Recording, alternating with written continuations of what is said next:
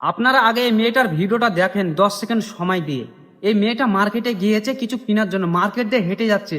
আর এই মেয়েটার দিকে মার্কেটের যত মানুষ আছে মেয়েটার দিকে তাকাচ্ছে। কি কারণে বলেন তো?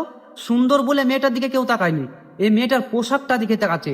এই মেয়েটা টাইট পোশাক পরে এসেছে, তার জন্য এই মেয়েটার শরীরের দিকে সবাই তাকাচ্ছে, মেয়েটার মুখের দিকে কেউ তাকায়নি। আপনারা ভালো করে ফলো করেন তাহলে বুঝতে পারবেন। ছোট বড় সবাই হাঁ করে তাকাচ্ছে, আবার কেউ দেখে হাসাহাসি করছে এই মেয়েটাকে দেখে। কি কারণে জানেন? শুধু এই পোশাকটার জন্য। এই পোশাকটা পরে গেছে তার জন্য এই মেয়েটার দিকে সবাই এইভাবে তাকাচ্ছে।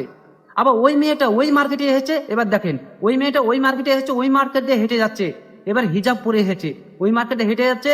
কেউ আবার এই মেয়েটার দিকে তাকাচ্ছে না, কেউ আবার এই মেয়েটার দিকে হাসাহাসি করছে না, কেউ আবার খারাপ চোখে তাকায়নি। কি কারণে জানেন? এবার হিজাব পরে এসেছে, আর আগে এসেছিল জামা পরে, তার জন্য মেয়েটার দিকে তাকাচ্ছে।